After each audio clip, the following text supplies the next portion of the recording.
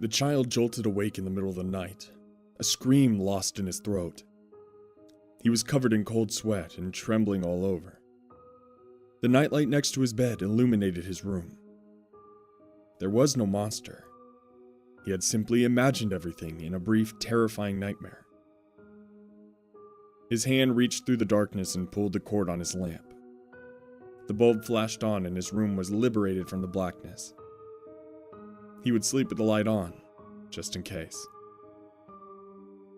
He tossed and turned, but was unable to go to sleep.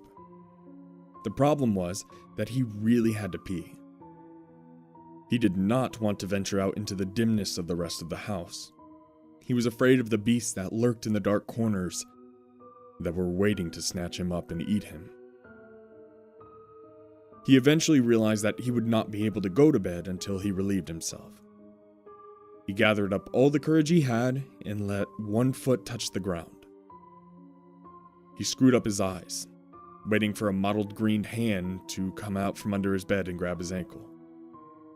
But it never came. He let his other foot touch the ground before making his way to the door and opening it slowly. He ran as fast as he could out into the hallway before tripping over his own feet and hitting the ground hard. He scrambled up and regained his footing, turning to face the ogres of the night. They were nowhere to be seen. They must have blended in with the darkness. The bathroom was at the end of the hall. He was almost there. Suddenly, something furry brushed against his leg. He jumped and a gasp escaped his throat. But he quickly calmed down when he realized it was only Scruffy, the family dog. The boy couldn't see the dog's pelt in the shadiness of the hall, but could tell it was him from the way his nails scraped against the hardwood floor. The boy stopped for a moment, before scratching his dog behind the thin, crumpled ears. The boy noticed that there were many scabs on the back of the dog's head. The dog panted with pleasure and licked the boy's hand. The Scruffy's saliva was unusually thick. The moonlight shining in through the window illuminated the dog's yellowish-green eyes. The dog seemed to be limping slightly, as if it had recently suffered an injury to its leg. Deciding to tend to Scruffy in the morning, the boy continued on to the bathroom.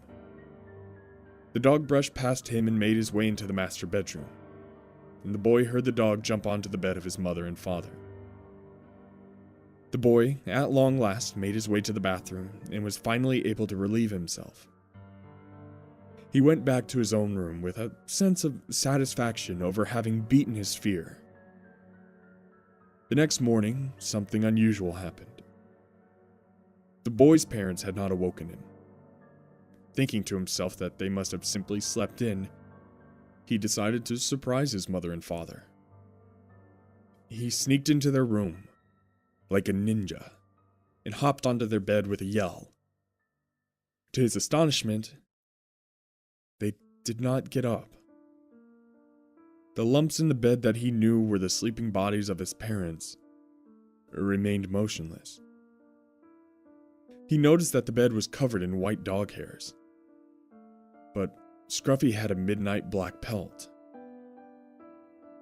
A feeling of dread clutched at his heart, and he tore back the sheets of the bed. A scream of terror escaped his mouth. His parents lay there with their eyes shut. Both their throats had been torn out and the mattress was covered in blood. Tears blurred the vision of the boy as he stumbled into the kitchen and picked up the phone to call the police. Then he noticed something from outside. Scruffy was inside the fence that his now dead master had built for him, and he was barking madly. Scruffy had been outside all night. As the boy looked harder, he saw that Scruffy was badly cut and bleeding. The boy opened the door and let Scruffy inside. He pulled out some paper towels and began to mop the blood off that covered his dog. He then saw that Scruffy was clenching something in its teeth. The boy pried the dog's jaws apart, and the thing his dog was holding fell to the ground. something sour rose up from the boy's stomach and came up into the back of his mouth.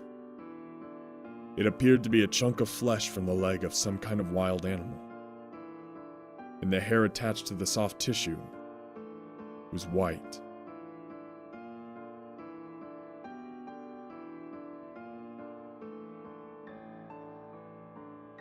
Well, ladies and gentlemen, I hope you enjoyed that terrifying little creepypasta by SnakeTongue. If you did, please make sure to hit the subscribe button, click the like, and the little bell so you can be notified when my videos pop up. I'm going to leave a link to the story in the description down below, so be sure to give the author some love. And as always, my Darkness Militia, have a terrifying evening.